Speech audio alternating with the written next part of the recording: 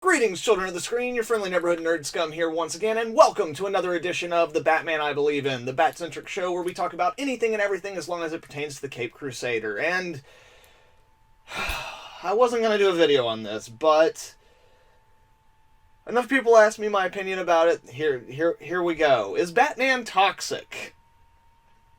On this edition of The Batman I Believe In.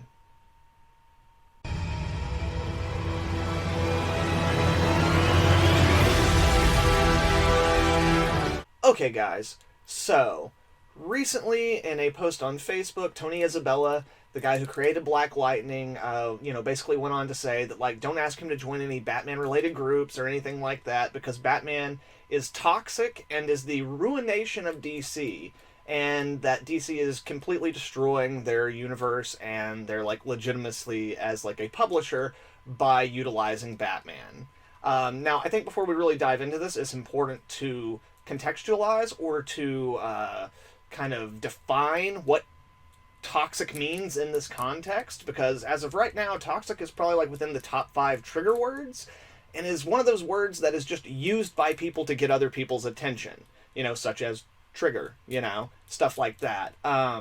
So yeah, like I feel it's important to really like nail down what exactly he's saying, because most of the articles that have been coming out on this and people who've been talking about it have been framing his comment in a like social sense, like that either it has something to do with racism or misogyny or one of those type of issues, and that's not at all what he's saying within the context of his statement. And like articles have been using like things from All-Star Batman and Robin the Boy Wonder of like Batman calling Robin a retard and stuff like that to like illustrate this point of Batman being toxic.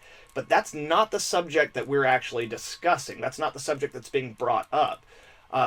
What Tony Isabel is talking about is the idea that the overexposure of Batman is basically poisoning the well.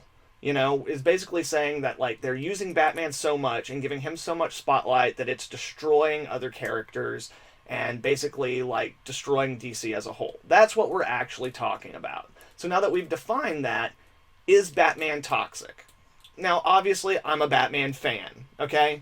You're watching a show right now called The Batman I Believe In. So obviously, you would think that my initial response would be, well, absolutely not. Batman's not toxic. But it is worth at least examining because we do see Batman in everything. And as much as Batman is, like, probably my favorite DC character because literally, like, the first memory I have of life on this earth is watching the Batman movie with my dad in theaters, I'm a little bit biased, but the truth of the matter is, while I love Batman, most of the characters I really love from DC are much more obscure characters, like the Creeper, or the Question, or Booster Gold. Now, don't get me wrong, Booster Gold, Swamp Thing, some of the other characters that I really love have gotten more spotlight here recently, but that's only in the last few years, and they still would have suffered from the toxicity of Batman, which would have been a long-running thing, because if you remember, like, even starting back in the 90s, we already had multiple Batman books and Batman movies and Batman TV shows and all this kind of stuff. So it's not as if this is a new thing.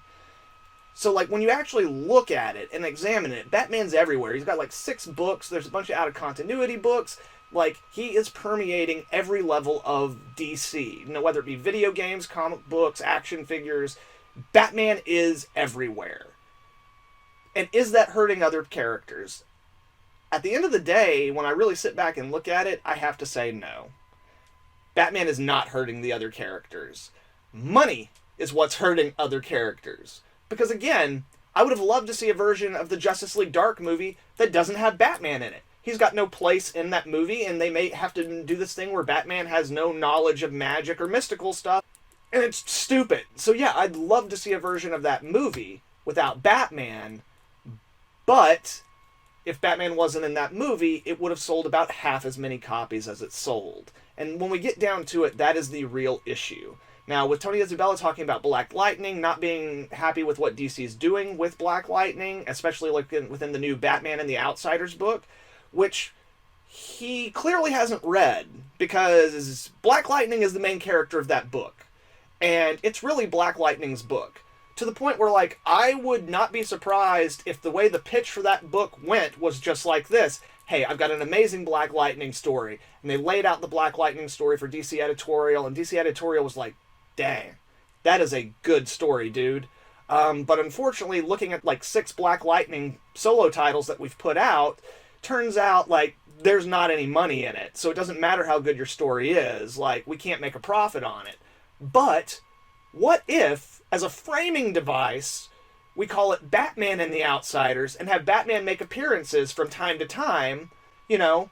So that way, basically, Batman is the framing device for characters who, you know, don't get as much exposure. So it's like, basically, that's a great Black Lightning story, but nobody's going to read it. Don't you want people to read it? Well, you know what'll make people read it? You put Black Lightning in the book, leading the team, with Batman as kind of an overseer. It doesn't make Black Lightning his lackey or his henchman.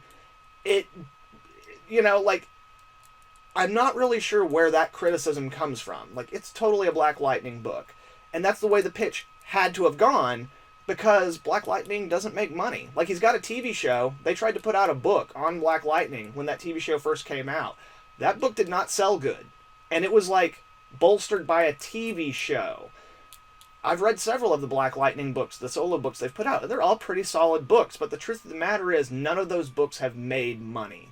And at the end of the day, DC is a company who wants to make money. It's not as if there's, like, some Batman fanboy behind the scenes who's making all these decisions because he personally wants to see Batman and everything.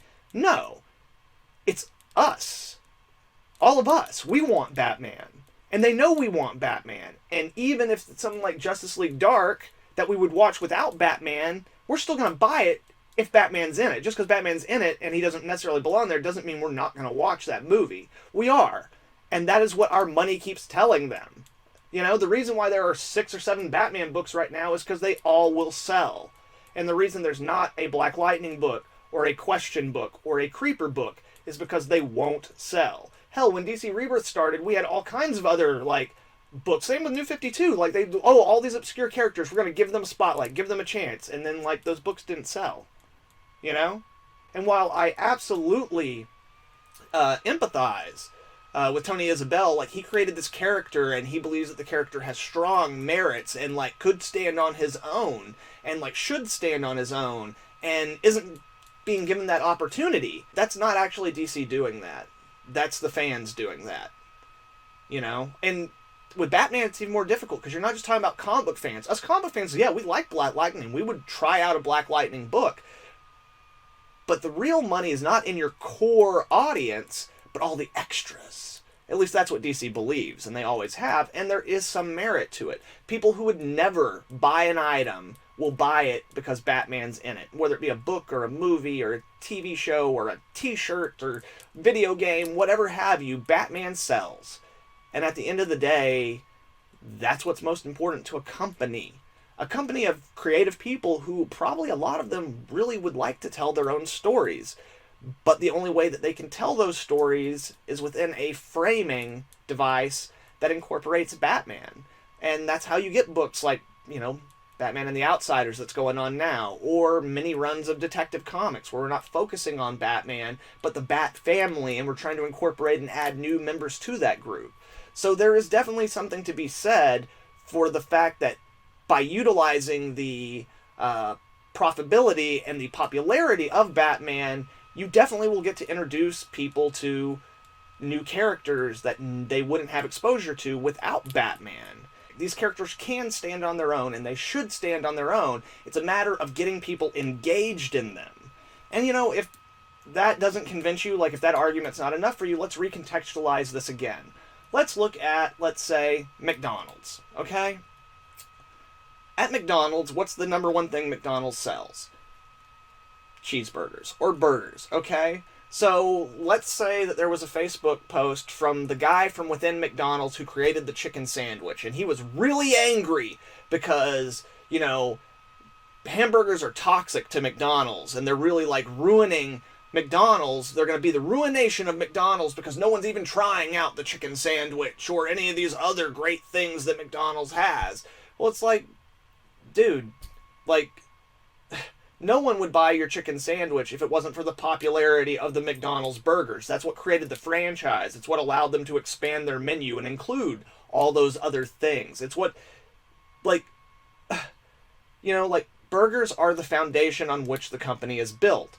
And despite the fact that in DC Comics, originally Superman is the original superhero, and some people might argue that he's more popular than Batman, I would say that's definitely not true. Batman is the foundation of DC Comics at this point. He has been since before me, or you guys, or Tony Isabella was even born, okay?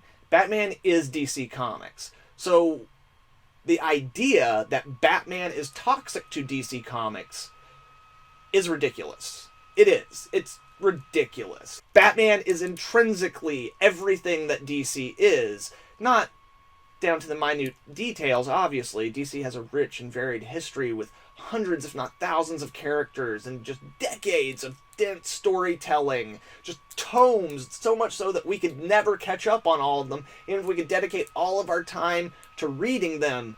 But at the end of the day, all that's made possible by the popularity of this guy. You know? I love Batman, but, like, I would love to see some stuff that doesn't necessarily need Batman, you know? DC characters are strong, and they can stand on their own. But at the end of the day, like, people want Batman. And DC, they're gonna give the people what they want, you know? Even if, like, the people are dumb. So no, Batman's not toxic. Money is toxic. And on that delightful note, I'm going to bring this episode to a close. Thank you very much for watching, guys. I know this is like a really weird issue and it shouldn't even be a topic, but as this is the Batman I believe in, I figured I would weigh in on what I believe in on this particular issue. Again, thank you very much for watching. Please let me know what you thought of this whole thing down in the comments below.